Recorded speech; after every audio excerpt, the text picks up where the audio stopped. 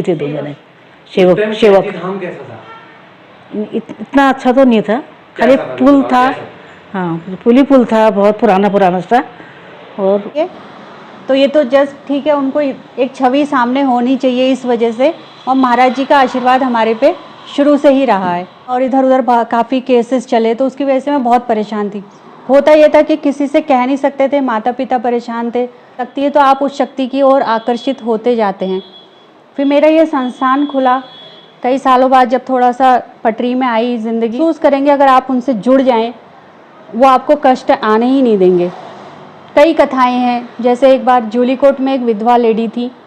यह हमारे लोगों तक पहुंचनी चाहिए, वो जाने महाराज जी की शक्ति के बारे में, किसी भय के वशीभूत नहीं। ये कि हाँ आज हम तो डालो बाइक में तेल डाल के वो मंदिर में पहुँचे और वहाँ उनको कोई जानने वाले मिल गए। उन्होंने 10,000 रुपये उन्हें पकड़ा दिए कि ये वो काम होना है, आप ये रखो। एक मेरे मित्र हैं, दिल्ली में रहते हैं, तो उनको मैंने महाराज जी के बारे में बताया था।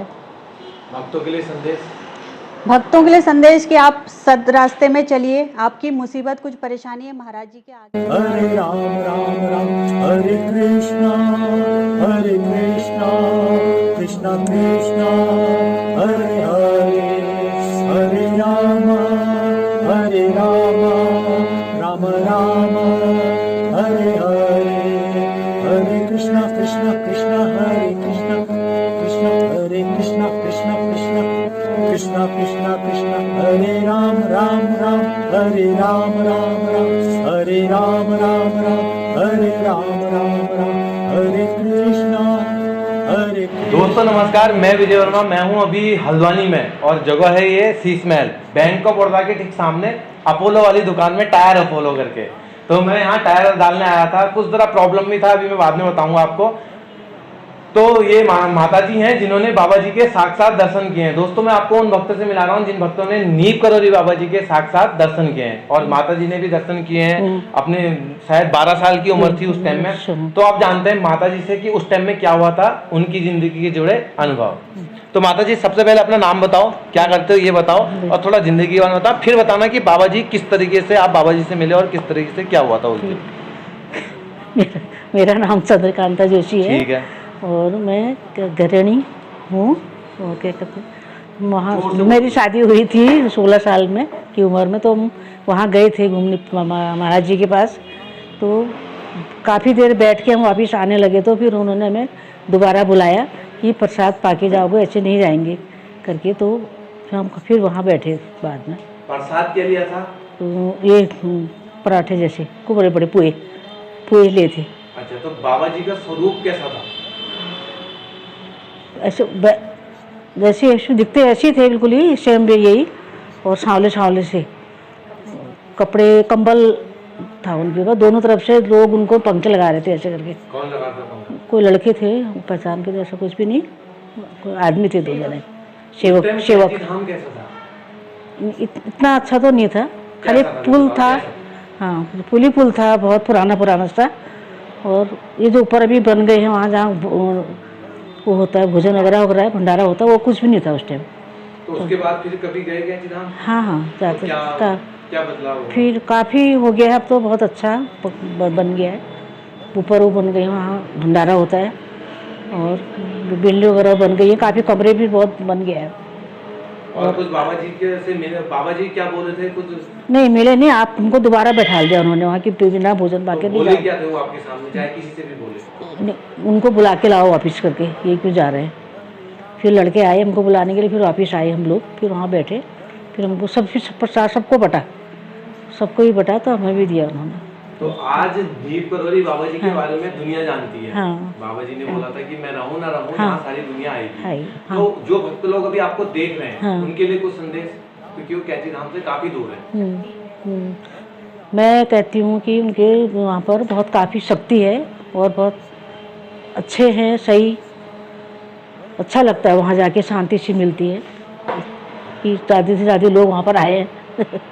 ऐसे ही माता जी के अनुभव सुने। अब इनकी पुत्री हैं जो नाम जोशी। तनुजा जोशी जी हैं, तो इनने एक फेसबुक में पेज भी बना रखा है और बाबा जी की उसमें लीलाएं शायद डालते रहती हैं, और एक किताब भी अमर उजाला की किताब में कुछ छपा हुआ है। वो अपना परिचय खुद देंगी और बताएंगे कि किस तरीके से क्या हुआ था। थोड़ी जरा ये दुकान के बारे में भी बता देंगे।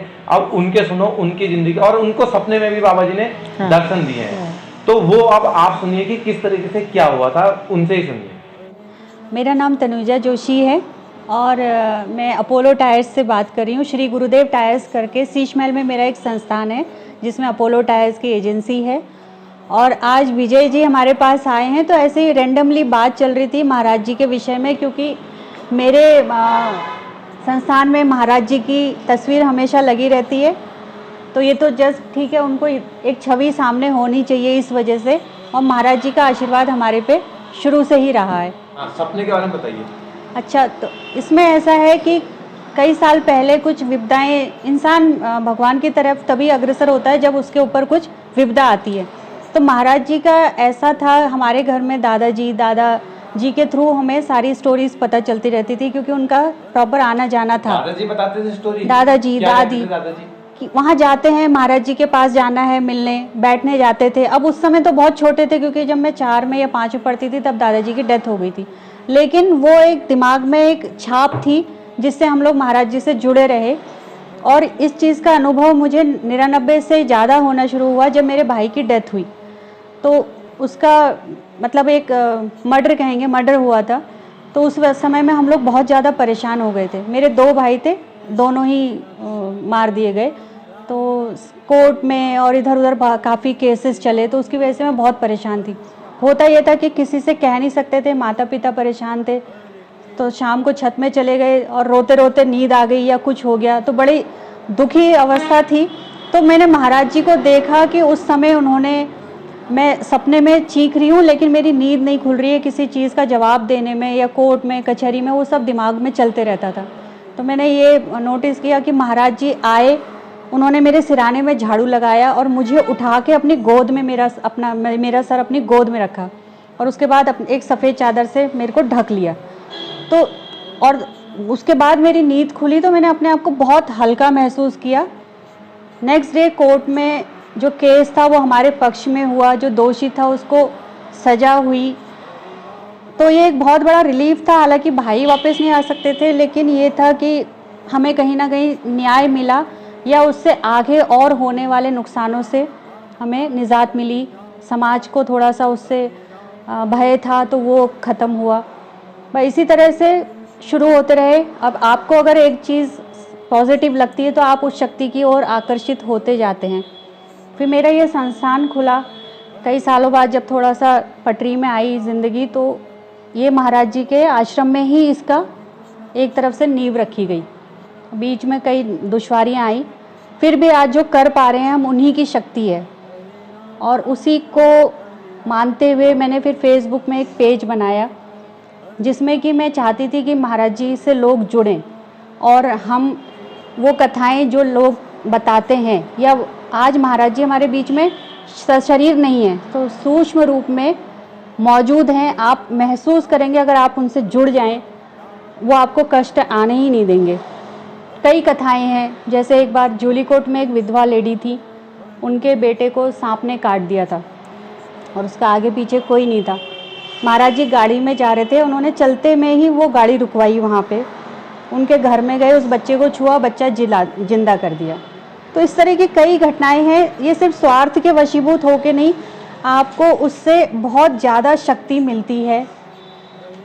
तो ये महाराज जी से जुड़े रहने का एक सौभाग्य कहेंगे कि हम उनको जानते हैं, चाहे नाम से देख नहीं पाए, वो हमारा एक दुर्भाग्य रहा, लेकिन महाराज जी आज भी मौजूद हैं।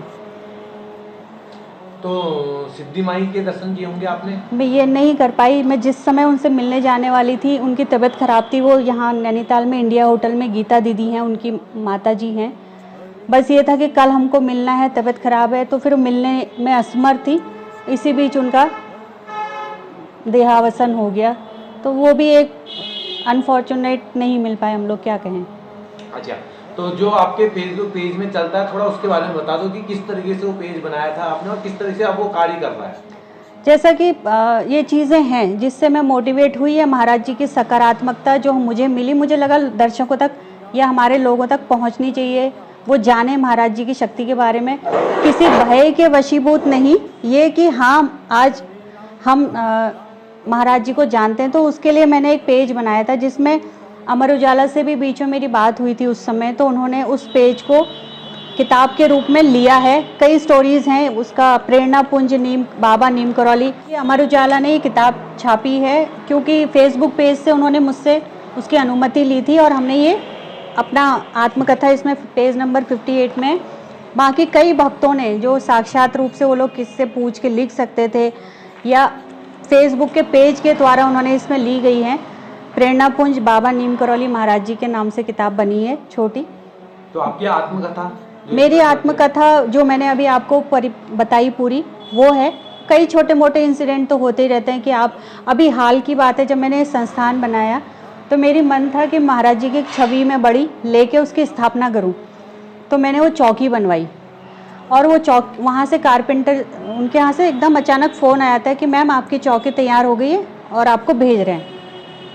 मैंने कहा कितना हुआ? उन्होंने मुझे 7,000 रुपया बोला। मैंने यहाँ गले में अपने पास देखा 7,000 रुपये मेरे पास मौजूद नहीं थे।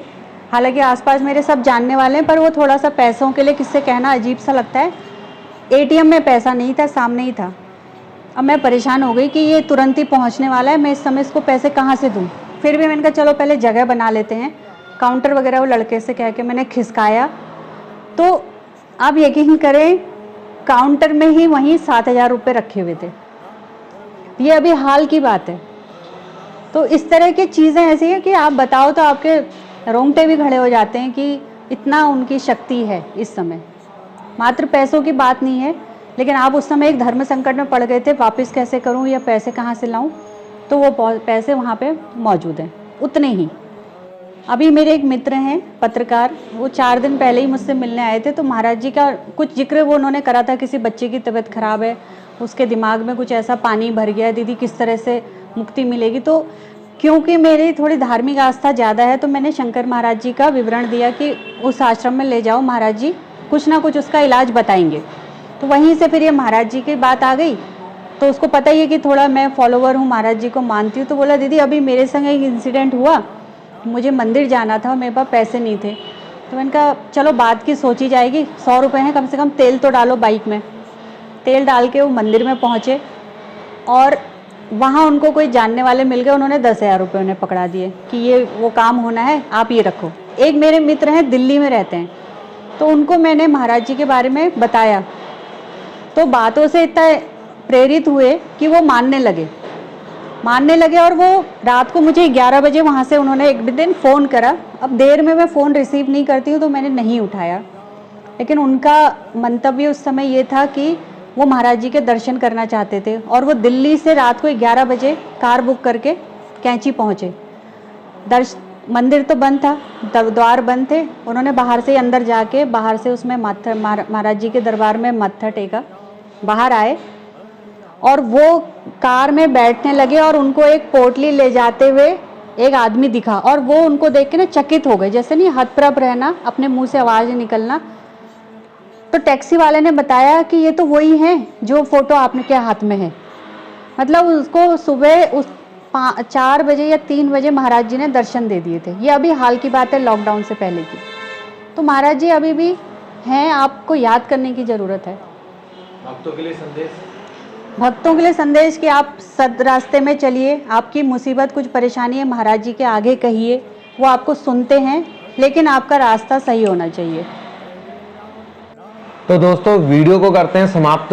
माता जी ने जिन्होंने बाबा जी के साक्षात दर्शन किए, उनने अपने अनुभव बताया कि किस तरह से बाबा जी ने दोबारा बुलाया।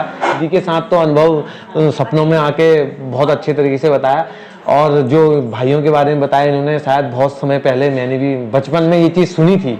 कोई बात नहीं, देखो होनी को कोई नहीं टाल सकता। और दोस्तों मेरे साथ भी एक ट्रेजेडी हुई थी, आज ही वो थोड़ा ज़रा ठीक हुई है, वो मैं आपको अगली वीडियो में बताऊँगा। तो दोस्तों वीडियो को करते हैं समाप्त।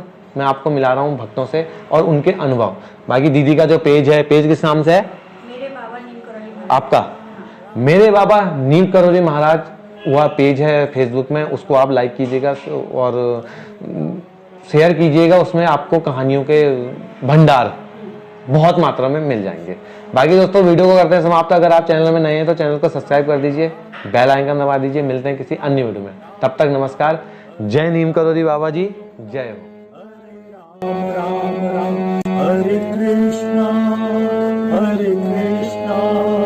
कृष्णा कृष्णा हरे हरे हरे राम